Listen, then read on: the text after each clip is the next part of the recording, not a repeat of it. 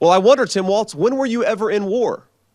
What was this weapon that you carried into war, given that you abandoned your unit right before they went to Iraq, and he has not spent a day in a combat zone? What bothers me about Tim Walz is the stolen valor garbage. Do not pretend to be something that you're not. And if he wants to criticize me for getting an Ivy League education, I'm proud of the fact that my mamaw supported me, that I was able to make something of myself. I'd be ashamed if I was him and I lied about my military service like he did. Sorry, I just want to make sure I'm understanding this correctly. That J.D. Vance is attacking Tim Walz on his 24-year military service while running on a ticket alongside Donald Trump, who made up a medical condition about his feet to avoid serving, and then called avoiding getting STDs his own personal Vietnam. Does that about cover where we're at right now? I swear, it is like J.D. Vance and Donald Trump have never even met. Last week, Trump was on stage and challenged the existence of biracial people, while J.D. Vance has 3 biracial kids himself.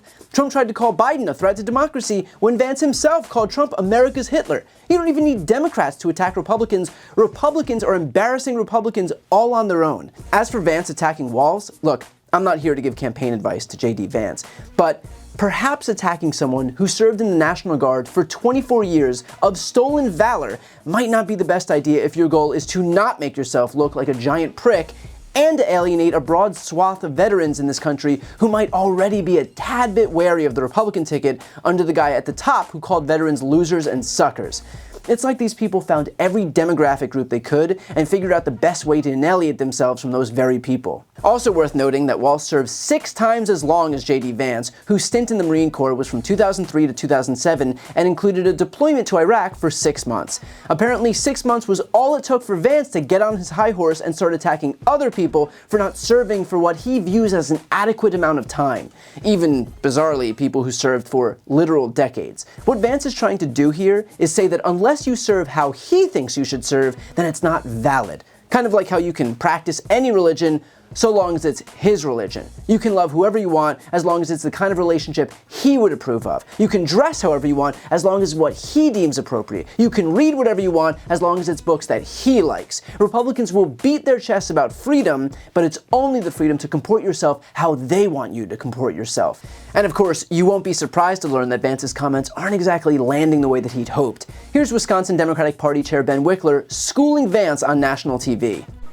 Well, we have to expect a vicious, constant string of utterly dishonest hogwash attacks. The reality is that Trump, candidate Bone Spurs, who escaped his own service and then described avoiding sexually transmitted diseases as his personal Vietnam. This is someone who's in a glass house trying to throw stones through the wall. At the same time, Tim Walz served for 24 years, and then he was elected to Congress in 2006 and has been a champion for veterans and for the armed services. Vice President Harris worked with President Biden to pass the PACT Act, the biggest increase in support for veterans benefits in decades in our country. And we know Vice President Harris, when she was a prosecutor and then Attorney General and District Attorney, she put transnational criminals, gangs, human traffickers in jail. She has been a dynamite champion of safety, the same way Governor Walz funded law enforcement. He funded public safety and first responders and did that work even after Trump, during his administration, led to a huge spike in crime rates that has finally started to come down under Biden and Harris. So there's really a strong argument for safety for the Harris ticket and against Trump Vance that I think Trump and Vance are hoping to try to avoid by throwing these kinds of attacks. And look, the reason that J.D. Vance is so angry today, which I realize isn't much different from other days, but bear with me here, is pretty obvious. He was humiliated on a national stage at Kamala and Tim's rally in Philadelphia with a line that probably got the biggest applause of the entire evening.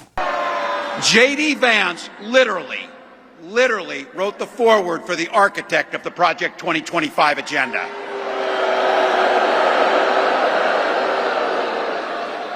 Like all regular people I grew up with in the heartland, J.D. studied at Yale, had his career funded by Silicon Valley billionaires, and then wrote a bestseller trashing that community. Come on! That's not what middle America is. And I gotta tell you, I can't wait to debate the guy.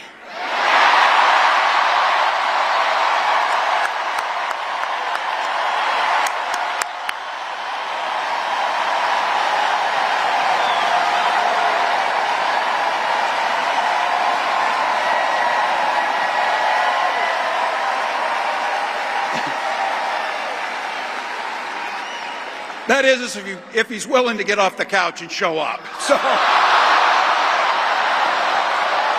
see what I did there?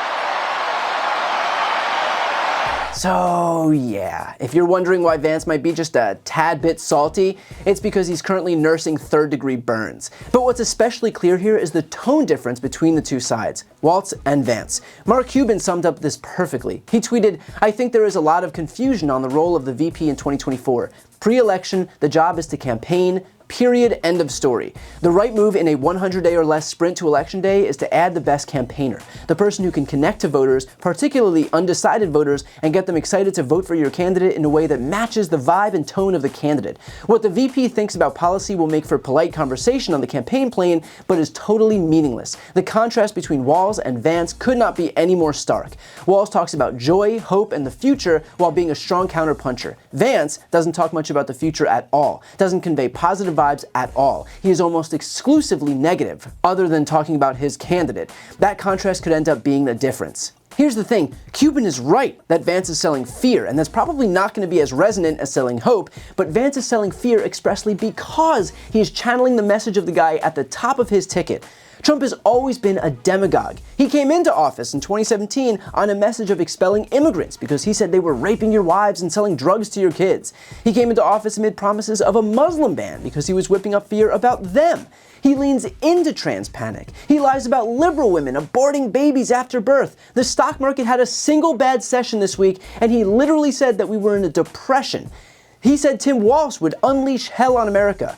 Unleash hell on America. This guy. And so, of course, Vance will continue to peddle fear because that's what the campaign represents. They need to convince people that they should be afraid and mad because if they acknowledge that America is doing well, that we have the strongest economy in the world, that we have the lowest unemployment rate in half a century, that inflation is down and wages are up, if they acknowledge any of that, then they won't be able to derive a political benefit from it. And so they need to keep trying to convince people that the election of Democrats will mean that we're going to immediately descend into socialism or Marxism or communism, all the while ignoring the fact that despite hearing the same thing for decades from every Republican candidate in every Republican election cycle, that 8 years of Bill Clinton didn't usher in socialism, 8 years of Barack Obama didn't usher in socialism, 4 years of Joe Biden didn't usher in socialism. What those years ushered in was one thing: recoveries from the recessions led by the Republican predecessors. Republicans might scream until they're blue in the face about socialism, but it is just a distraction from the reality, which is that so long as Republicans are ever in power, America's economy declines, job numbers plummet, and unemployment rates rise. Republicans might lie, but the numbers don't. So we'll continue to see Republicans like Trump and Vance descend into the mud, but do not let their demagoguery win out. Trump and Vance are selling America a campaign predicated on fear and retribution and going backwards. Kamala Harris and Tim Walz are running a campaign on hope, on optimism, on the future, on protecting our rights, on ensuring that our kids are safe in schools, and that we have access to affordable healthcare, and that women can choose what they do with their own bodies, and that students can read the books that they want to read, and that people can travel wherever they want to travel. All of which can be summed up with 4 simple words. We aren't going back. I've got a really exciting announcement. I've written a book. It's called Shameless. This book explores how Republicans have exploited their historical branding while attacking our democracy, how the media has proven itself a willful participant, and how Democrats can learn from this to rebalance the political scales and save our democracy. It has been a lifelong dream of mine to write my own book, and so I'd like to ask you to pre-order it by clicking the link right here on the screen. And if you buy within this pre-order period, your book is going to come with a signed nameplate. As you know, I've never had a single sponsor on my channel. I don't ask for money or anything like that, but if you're looking for a way to support me, this is hands down the best way to do it. So again, follow the link right here on the screen, and thank you from the bottom of my heart for pre-ordering Shameless. And as always, make sure to subscribe to see more of my content.